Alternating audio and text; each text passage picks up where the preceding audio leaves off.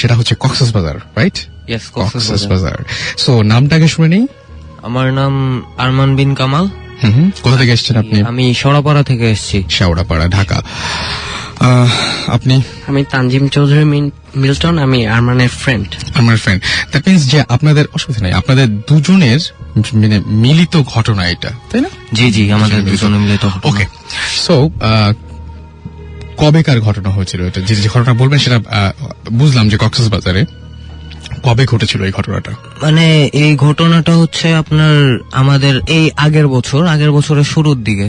আর গত বছরের শুরুর দিকে? আমি মিরপুর বাংলা স্কুলে ক্লাস 10-এ পড়ি আর কি। গত বছর 9-এ পড়তাম। আমাদের প্রথম সাময়িক পরীক্ষা শেষ হয়েছিল আর কি। আমি আর আমার বন্ধু মিল্টন মিলে প্ল্যান করলাম যে কোথাও ঘুরতে যাওয়া যাক। সেই সময়ের ঘটনা। ওকে, ঘটনা শুনবো। কোথাও ঘুরতে যাওয়া যাক।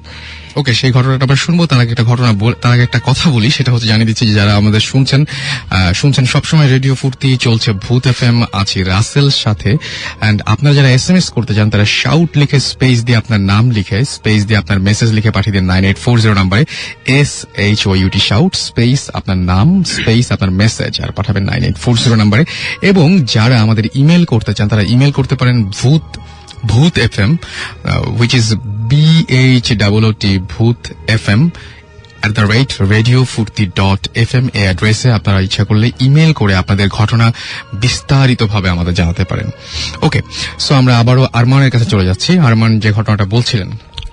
আচ্ছা, তারপর আমরা প্রথম সাময়িক পরীক্ষা শেষ হলো, মানে গ্রীষ্মের ছুটি দিয়েছে। এখন আমরা চিন্তা করলাম কোথা থেকে ঘুরে আসা যাক। এখন মিল্টন সাজেস্ট করলো যে চল কক্সবাজার যাই। আচ্ছা, আমি বললাম ওকে ডান, কক্সবাজার। তারপরে একদিন আর কি দিনক্ষণ দেখে বাসে চড়ে বসলাম আর কি। তারপর গেলাম কক্সবাজার আর কি। 2 দিন থাকার প্ল্যান আমাদের। 2 দিন থাকার প্ল্যান। এখন আমরা ওখানেই একটা হোটেল মানে ভাড়া করলাম, একটা রুম, 2 জন মানুষ যেহেতু একটা রুম ভাড়া করলাম। এখন প্রথম দিনটা জাস্ট কক্সবাজারের আশেপাশের বিচটা ঘুরে টুরে দেখলাম। এখন চিন্তা করলাম যে আমার ঢাকায় যখন ছিলাম তখন বন্ধুরা বলছিল যে হিমছড়িটা দেখে আসিস পারলে আর কি। হিমছড়ি খুব সুন্দর জায়গা, পাহাড় টাহাড় আছে, জঙ্গল টঙ্গল আছে, দেখে মজা পাবি। এখন মিল্টন বলল যে দোস্ত, হিমছড়ি যখন আমরা যাব রাতেই যাই। আমি বললাম কেন? এখন সে বলল যে রাতে, তখন পূর্ণিমা রাত ছিল আর কি, পূর্ণিমা রাত আর কি। সে বলল রাতে জোছনার মধ্যে সমুদ্র দেখতে কেমন দেখায়, আমার আর কি দেখার খুব শখ। আচ্ছা, ওকে। এখন আচ্ছা আমি বললাম ডান, সমস্যা নেই, রাতেই যাব। তারপরে হোটেল থেকে বের টের হয়ে আর কি সন্ধ্যার দিকে নাস্তা করে বের হলাম 7টার দিকে। জিপ খুঁজতেছিলাম, হিমছড়ি যেতে জিপ লাগে। ওকে, ওখানে জিপ খুঁজতেছিলাম। জিপ খুঁজতে খুঁজতে আমাদের 8টা বেজে গেছে। আচ্ছা, 8টা বেজে গেছে। তারপর রাত 8টা বেজে গেছে। রাত 8টা বাজার পরে এখন জিপে করে যেতে যেতে যেতে যেতে হাতে ঘড়ি ছিল।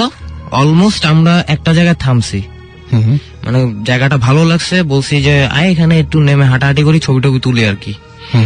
তারপরে ওকে নামলাম। তখন রাতের বেলাতেই? জি।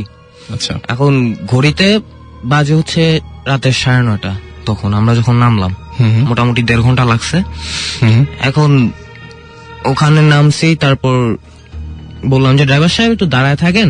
জিপের যে ড্রাইভার ছিল আমাদের হায়ার করা, যে ড্রাইভার সাহেব একটু দাঁড়ায় থাকেন, আমরা একটু হেঁটে হেঁটে আসতেছি।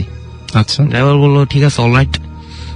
তারপরে আমরা আর কি হাঁটতেছি, গল্প করতেছি, ছবি তুলতেছি। এখন অনেকক্ষণ মানে 5-6 মিনিট হাঁটলাম, মানে আমাদের জিপটা আমাদের দৃষ্টিসীমার বাইরে চলে গেছে। তখন মানে আমরা যেদিক থেকে আসছিলাম আর কি ওদিকেই হাঁটা শুরু করছি। এখন আমাদের ডান দিকে জঙ্গল। আচ্ছা, মাঝখানে আমরা বিচের উপর দিয়ে হাঁটতেছি, ডান দিকে জঙ্গল, বাম দিকে হচ্ছে সাগর, যেটাকে সি বলে। এখন আমরা মানে আমি জিনিসটা ফার্স্টে নোটিস করছি, মিল্টন পরে নোটিস করছে জিনিসটা। এখন আমি নোটিস করলাম যে দাদা দাদা বলতে বলতে কে যেন মানে আসতেছে আর কি, শব্দটা কাছে আগায় আসতেছে আমার। আচ্ছা, এখন আমি নোটিস করলাম যে শব্দটা ডান দিক থেকে আসতেছে, যেদিকে জঙ্গল। এখন খেয়াল করলাম যে হ্যাঁ একটা মেয়ে আসতেছে দৌড়াইতে দৌড়াইতে। এখন এভাবে আস্তে আস্তে আমরা তো অবাক হয়ে গেছি, এত রাতে এখানে একটা মেয়ে, তাও মানে মেয়েটা মানে ভদ্র ঘরের ছিল, মানে জামা কাপড়ে সেটা বোঝা যাচ্ছিল আচ্ছা। আর কি। আসলো, সে এসে আমাদেরকে জিজ্ঞেস করলো যে দাদা আপনারা কোথায় যাচ্ছেন। হুম হুম, এখন আমরা বলতেছি যে আমরা তো ওইদিকে হাঁটতেছি। হুম হুম, এখন বললো যে দাদা আমি তো রাস্তা হারায় ফেলছি, হুম হুম, আমাকে একটু আগায় দেওয়া যায়। এখন আমরা তো মানে একা মেয়ে মানুষ, হুম হুম, ভরসা করতে পারলাম না। তারপর আমি আর আমার ফ্রেন্ড একটু আলোচনা করে নিলাম হুম হুম, যে ঠিক আছে একে কি আগায় দেওয়া যায়। তারপর আমার ফ্রেন্ড বলল যে অলরাইট, কোনো সমস্যা নেই, আগায় দেই। তারপরে বললাম আপনার বাসা কোথায়। তারপর আমরা যেদিকে যাচ্ছিলাম ওদিকে হাত তুলে দেখাইলো জাস্ট, কোনো কথা বললো না। তারপর ওনাকে নিয়ে হাঁটতে শুরু করলাম। হাঁটতেছি মানে কোনো কথা হইতেছে না আমাদের মধ্যে, এ নিয়ে প্রায় 10 মিনিট হাঁটছি। হুম হুম, 10 মিনিটের মতো হাঁটাহাঁটি করছি। তারপর হাঁটতে হাঁটতে ওইদিকে গেছি। এখন 10 মিনিট পরে আমার ফ্রেন্ড আর কি মিল্টন, ও বিরক্ত হয়ে বলছে যে আপনার এই বাসাটা অ্যাকচুয়ালি কোন দিকে, হুম হুম, এতক্ষণ লাগতেছে কেন, তাছাড়া আপনি এত রাতে এখানে আসলেন কিভাবে। হুম হুম, তারপরে মেয়েটা বললো যে দাদা আমি তো বের হয়েছি, রাস্তা তো আর খুঁজেই পাচ্ছি না। হুম হুম, মানে তখন মানে আমি মেয়েটা এমন ভাবে বলছে আমি একটু ভয় পাইছি, ও একটু ভয় পাইছে। এখন দুজনের দিকে তাকাইলাম, হুম হুম, মানে একটু ভয় পাইছি দুজনই, মানে দুজনকে বলার চেষ্টা করতেছি চোখ দিয়ে যে ভয় পাইছি আমরা। হুম হুম, এখন চিন্তা করলাম যে ঠিক আছে অলরাইট, কথা না বলি, যেখানে যেতে চাই দিয়ে আসি। ওকে। তারপর হাঁটতেছি, আরো কিছুক্ষণ হাঁটলাম। এখন দেখি পিছনে একটা হেডলাইট, হুম হুম, মানে অ্যাকচুয়ালি আমাদেরই জিপের হেডলাইট আর কি। আমরা নোটিস করছি একটু পরে যে এটা আসলে আমাদের হেডলাইটটা দেখে খেয়াল করছি যে হ্যাঁ গাড়ি আসছে, গাড়িটা দিয়ে এখন ধীরে সুস্থে যাওয়া যাবে, যেখানে উনি নামতে চান নামায় দিয়ে যাবে। হুম। এখন দেখলাম গাড়িটা আমাদেরই। এখন ড্রাইভার বললো আপনারা এত দূর আসলেন কিভাবে। হুম হুম, সে অবাক হয়ে গেছে একদম, এত দূর আসলেনই বা কিভাবে। আমরা বললাম কত দূর আসছি, আমরা তো 20 মিনিটের বেশি হাঁটি নাই। হুম হুম, এখন ড্রাইভার বললো আপনারা 20 মিনিটে 3 মাইল রাস্তা পাড়ি দিচ্ছেন জানেন। আচ্ছা। আমরা তো 3 পুরোপুরি মাইল অবাক। রাস্তা? 3 মাইল রাস্তা 20 মিনিটে, যা পুরাপুরি না দৌড়াইলে অসম্ভব। হুম হুম, না দৌড়াইলে যেটা অসম্ভব আমরা সেটা হেঁটে সম্ভব করছি। আচ্ছা। হ্যাঁ, এখন ড্রাইভার মানে আমরা মেয়েটার দিকে নজর দিলাম। এখন জাস্ট আমি দেখলাম যে আমার বন্ধুও দেখলো, ভ্যানিশ, মেয়েটা নাই।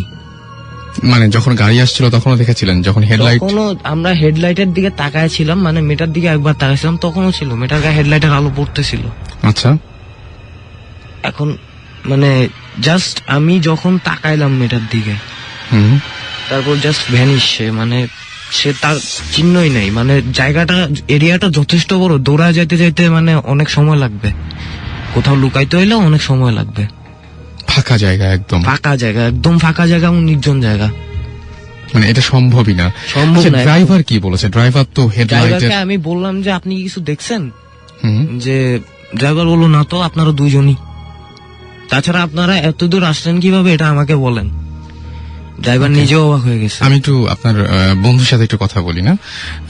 মানে ও যেটা বললো বা যে অবস্থাটা এতক্ষণ ধরে ও বললো, ঠিক ওই রকমই একটা মেয়েকে কি আপনি নিজেও দেখেছিলেন? হ্যাঁ, আমি ওর সাথেই ছিলাম, দেখছি আমি পুরোটা। পুরোটা? মেয়েটা যখন কথা বলছে তখন ওর আওয়াজটা কর্কশ, মানে যখন কথা বলছে লাস্টের দিকে তখন ওর আওয়াজটা কর্কশ ভাষায় ছিল। কর্কশ মানে কি একটু একটু রেগে কথা বলছিল, হ্যাঁ, এরকম রেগে। কিছু? হ্যাঁ, মানে আওয়াজটা চেঞ্জ হয়ে গেছিল। আচ্ছা, তো আপনার তখন আপনাদের কোনো সন্দেহ হয়নি যে আসলে তখনও ব্যাপারটা? কোনো সন্দেহ হয়নি। সন্দেহ হয়নি এবং যখন ড্রাইভার আসছিল বা লাইটটা পড়ছিল সেটা আপনিও দেখেছেন যে মেয়েটা গায়ের উপরে লাইটটা পড়ছে, এবং জায়গাটা যথেষ্ট ফাঁকা ছিল, সেখানে হুট করে কোথাও চলে যাওয়ার কোনো অপশন নাই। হ্যাঁ। ওকে, সো এরকম ঘটনা কি ওই জায়গায় আরো আছে বা এরকম কোনো কিছু শুনেছেন আপনারা পরে ড্রাইভার সাথে শেয়ার না না, করেছিলেন? ড্রাইভারের সাথে আমি জিজ্ঞেস করলাম যে ড্রাইভার সাহেব এরকম এরকম আমরা তো দেখলাম। হুম, এখন ড্রাইভার বলতেছে গাড়িতে ওঠেন, সব বলতেছি। আচ্ছা। আসলে ড্রাইভার ওখানকার স্থানীয় লোক আর কি, তার বাড়ি কক্সবাজার, হুম, কক্সবাজার তার বাড়ি। হুম, এখন সে বললো এটা তো নিশির ডাক। আচ্ছা। মানে আমি জিজ্ঞেস করলাম হোয়াট ডাজ ইট মিন, মানে নিশির ডাকটা কি। হুম, এখন ও বললো যে মানে ভূত প্রেত হুম, আর কি, না, নিষিদ্ধটা মনে হয় অনেকে বোঝে না, সেটা নিষিদ্ধ কি থাক। এবং এই মানে আমি যেটা বলছি যে এইটা কি এই জায়গায় এই ঘটনাটা কি ঘটে নাকি, মানে যে জায়গাটাতে আপনারা গিয়েছিলেন বা হিমছড়ি বা কক্সবাজারের মধ্যে যে রাস্তাটা অসম্ভব সুন্দর, আমার মনে হয় যে মানে ওয়ার্ল্ডের মধ্যে খুব ভালো একটা সুন্দর একটা জায়গা, যে জায়গাটা একপাশে পাহাড় একপাশে সমুদ্র, যতবার যাই আমরা, এবং দেখা যায় যে ওই রাস্তা ধরে অনেকে ইনানি যেতে হয়, ইনানি পর্যন্ত অনেকে চলে যান হিমছড়ি ছাড়িয়েও। চমৎকার একটা রাস্তা, চমৎকার একটা জায়গা। সুতরাং আমি বলতে চাচ্ছি যে এই রাস্তায় এরকম ঘটনা কি এর আগেও কেউ না, ফেস করেছে ড্রাইভারকে কিনা? জিজ্ঞেস করলাম যে ড্রাইভার বলতে পারলো না, এরকম বলতে পারে না, কোনো বাট ধরনের আমি জানি বলতে যে পারলো না। কক্সবাজার থেকে এখন অনেকেই আমাদের শুনছেন, এবং আপনারা যদি সত্যি, আমরা ফয়েজ লেকের কিন্তু কিছু ঘটনা পেয়েছি, সেটা আমরা শেয়ার করবো আস্তে আস্তে। সো যদি এরকম ঘটনা আপনাদের কাছে থাকে তাহলে অবশ্যই আমাদের SMS করে জানান। লিসনার, চলুন তার কথা শুনে আসি একটু।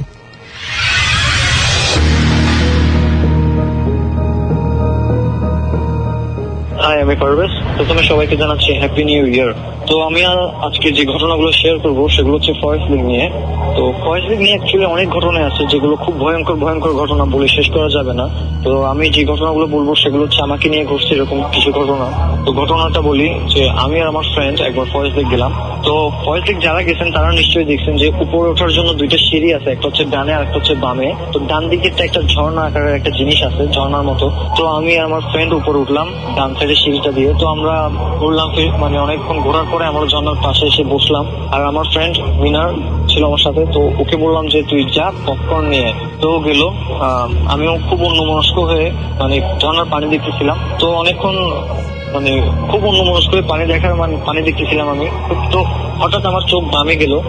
সেখানে আমি দেখলাম যে একটা মহিলা কালো কাপড় পরে, মানে ওনার সারা গায়ে কালো কাপড় পরা, মানে চাদরের মতো অনেকটা। আর কাপড়টা ছিল খুব পুরনো, কুঁজো হয়ে উনি ঝর্ণার উপর একটা তাক আছে সেখানে বসে রয়েছে। তো সেখানে বসার আসলে কোনো স্কোপ নাই, সেখানে বসা মানে সম্ভব না অ্যাকচুয়ালি সেটা না যে ওখানে কেউ মানে বসে না। তো আমি একটু আশ্চর্য হলাম যে কি ব্যাপার, মহিলাটা এরকম করে বসে রইলো কেন, মাথা নিচু করে কুঁজো হয়ে, আর চুলগুলো ছিল এলোমেলো। তো আমি উঠলাম, উঠে একটু দাঁড়ায়া উকি টুকি মারলাম। তারপরে আমি ভাবলাম যে হয়তোবা এমনি বসে রয়েছে। যাই হোক, আমি আবার আমার মতো ইয়াতে করতেছি। তো হঠাৎ আমার ফ্রেন্ড আসলো, আমাকে পপকর্ন দিল। আমি ওরে খুব আস্তে আস্তে বললাম যে কি ব্যাপার, এই মহিলাটা পাগল নাকি যে উনি এরকম করে বসে রয়েছে ইয়ার উপরে, এখানে কি বসা যায়? কাউকে তো কোনো সময় বসতে দেখি নাই। তো বলতে তুই কার কথা বলছিস? আমি বললাম যে ওই যে ওখানে একটা যে মহিলাটা বসে রয়েছে কালো কাপড় পরা। তো বললো যে ওখানে তো কেউই নেই। যখন আমি মানে ফিরলাম তখন দেখলাম যে না, সেখানে কেউই নেই। তো জিনিসটা আমি খুব আশ্চর্য হলাম। তারপরে আমি ভাবলাম যে না, হতে পারে অ্যাকচুয়ালি আমার কল্পনা। যাই হোক, আমি তারপর আর কারোর সাথে ঘটনাটা শেয়ার করে নেই।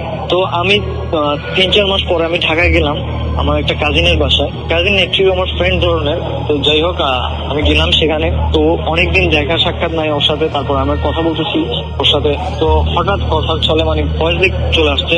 তো বলতো তোদের ফয়েজ লেক তো অনেক ভয়ঙ্কর, যেমন সুন্দর এমনি ভয়ঙ্কর। আমি ওরে বললাম যে কেন বলতেছিস? ও বললো যে আমি আর আমার একটা ফ্রেন্ড আমরা গেলাম ফয়েজ লেকে একবার। তো ফয়েজ লেকে যখন আমরা গেছি তখন মানে অনেকটা সন্ধ্যা। তখন আমি একটা জিনিস দেখলাম।